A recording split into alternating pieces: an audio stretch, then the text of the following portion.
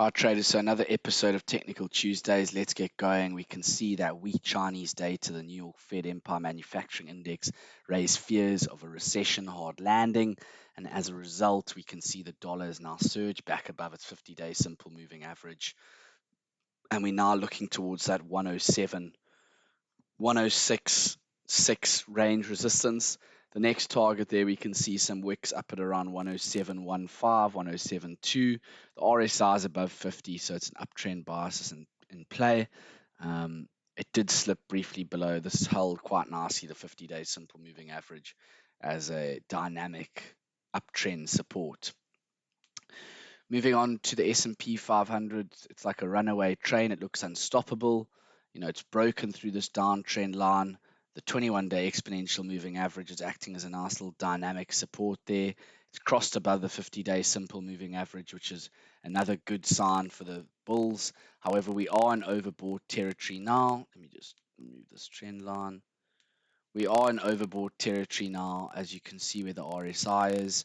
And we are reaching this 200-day simple moving average just above the 61.8 Fibonacci level. So do we break up above there, or do the bulls start to take some profits and sell? The target above the 200-day simple moving average would be around 4.4 for me, and then above there we got 4.5 key psychological level. On the downside, first level of support would be around 4.2, and the 50-day Fibonacci retracement, as well as the 21-day exponential moving average. The euro got up to that downtrend line I drew in there, the 50-day simple moving average, and got sold down as buyers took some profits and shorts came in. The RSI below 50 at 43, downtrend bias in play. Could we come back to test parity? We're around 152 pips away. This is a bit of a support level here at 101.2. So we'll have to see if that breaks, and if we go lower towards the one on the upside, first level of resistance 102.7, and above there we got the 50-day simple moving average. Moving on to sterling, we can see it's trapped in this little range here between the 50-day and the 21. We can see, that the bottom of the range support here around 125. Price is trying to desperately hold on that. Buyers came in and pushed price higher here as it pushed down towards the bottom of 120. On the upside, we got the 122.8 level here. I want to see price first get through that 50-day simple moving average though. The RSI again was rejected at this key 60.44 level, and now we're back below 50, so downtrend bias is in play.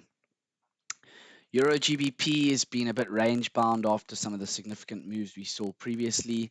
It's just sort of hovering around its 200-day simple moving average, the RSI below 50, but a bit in no man's land.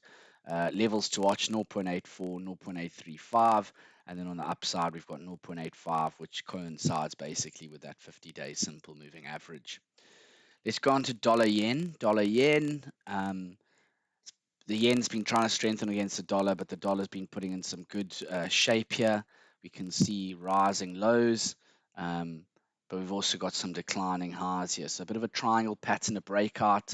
Looks to be imminent. The RSI is increasing. It is below 50, but it is increasing. It's looking quite positive. Also making a series of higher lows, but also lower highs. So again, we need to watch that.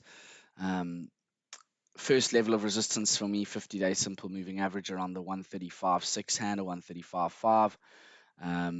And then on the downside, we've clearly got some support here around 131, 132 basically. So those are the levels to watch. Gold, its good rally seems to have run out of steam a bit. We'll have to see if the buyers can hold this 1775 level as well as the 21-day exponential moving average. It's just below its 50-day at the moment. 1.8 would be the key resistance on the upside, and then on the downside below there, 1.750, the bottom of range support. The RSI again rejected that 62.8 level up there. That's key. We could see it's been tested multiple times, so it was really important when we got to that 1.8 resistance level. For now, it's still above 50, so we'll see if that uptrend bias stays in place, but only just by around 1 point. Brent, not looking too good for the crude players. I've also created this nice little indicator here, and it shows me that the price is now 12% below the 50-day moving average. That's not severely stretched. I'd say when we get north of -15, that's when you start looking like maybe we could see a bounce higher.